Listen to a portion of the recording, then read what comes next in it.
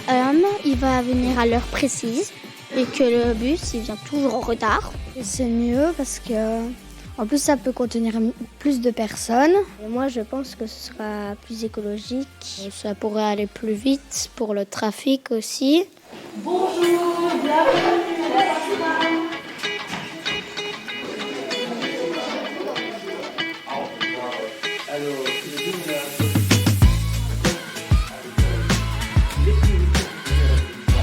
Je pense que vous aviez préparé des questions. C'est où ça a été fait de fabriquer le tram? Et à quelle taille le tram?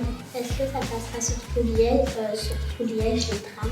Est-ce que ce sera les mêmes arrêts que le bus? Des questions nombreuses et pertinentes. Voilà ce qu'on entend quand des enfants viennent en visite ici dans l'espace tram, s'informer autour de ce chantier du tram et du tram qui sera là demain. Bienvenue dans Tram en commun. On va donc aujourd'hui s'intéresser aux visites d'école ici et puis on ira aussi dans une école qui est venue il y a quelques semaines et qui a fait tout un travail pédagogique au départ de la visite ici, au départ de la rencontre avec le personnel de l'espace tram, travail pédagogique qui a débouché sur toute une série de choses, vous verrez ça. Donc aujourd'hui, on oublie les grosses machines, on oublie les trous, on oublie le chantier à proprement parler pour s'intéresser aux usagers de demain. Vous êtes venus à pied? Oui. C'est bien ça. Spontanément, des écoles nous ont demandé s'ils pouvaient venir dans l'espace tram et échanger avec une classe sur toute question qu'ils jugeront pertinente de nous poser. Ah, c'est une bonne question parce que le 48, il n'est pas impossible qu'on le fasse aller au moins jusqu'au Guillemin. Je trouve que les enfants, souvent, on va dire même par rapport aux adultes, sont très réfléchis, très pratiques aussi par rapport aux questions qu'ils posent. C'est intéressant, ça nous permet, nous, de fournir des réponses simples et claires. Je pense que les enfants sont de bons ambassadeurs.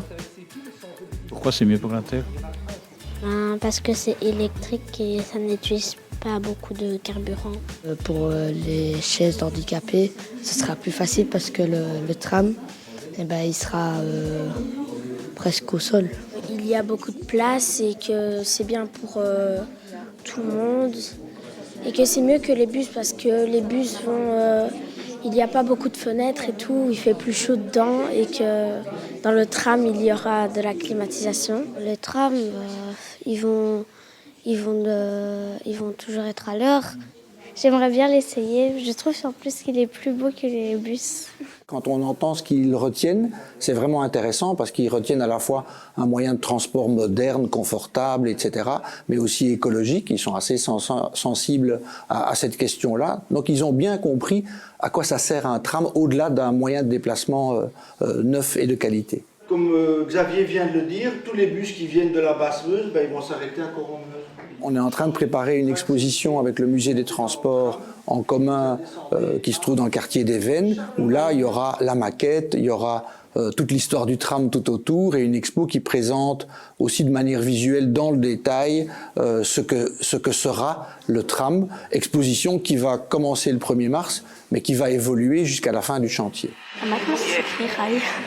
Rail, R-A-I-L. Nous sommes sur la place Vieille Montagne à Liège et dans l'école de la Vieille Montagne, les enfants sont aussi allés à l'espace tram poser des questions et puis ils en ont fait des articles pour le journal de l'école. C'est un des projets cette année ici. On va un petit peu voir ce que ça donne, le suivi de cette visite ici à l'école. On a tous pu poser les questions à Xavier. Ça nous a aussi aidé pour faire le journal de l'école. Moi, je propose le journal de l'école cette année pour tous les élèves. Donc, ils ont tous le droit de s'exprimer sur un sujet. La seule chose que je leur dis, je ne vais pas imposer les sujets. J'aimerais que ce soit vous qui choisissiez, ce sera mieux. C'est la philosophie du projet, vraiment. J'avais vu on faisait un tram à Liège. Et donc, j'ai pensé que pour le journal de mon école, ce serait une bonne idée de parler de ce qui se passait dans notre ville. J'ai eu l'idée de faire une maquette du tram. J'ai aussi fait quelques photos, j'ai fait des dessins du tram et avec les dessins, j'ai fait la maquette du tram. Donc c'est toutes des étapes que j'ai faites. C'est quand même eux qui vont l'utiliser plus fréquemment par la suite et le faire perdurer cette énergie nouvelle, cette construction nouvelle, cet aménagement nouveau de la ville.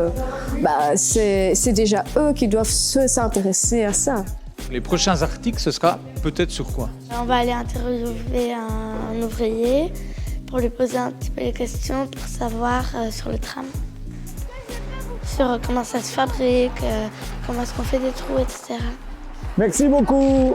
Salut les enfants, à une prochaine. Voilà, c'est la fin de ce tram en commun où on a voulu vous montrer que les plus jeunes aussi s'intéressaient au dossier du tram et qu'ils étaient aussi, on l'a bien compris, des ambassadeurs intéressants pour celles et ceux qui portent le projet. Merci de nous avoir suivis comme le veut la coutume et la formule et à la semaine prochaine.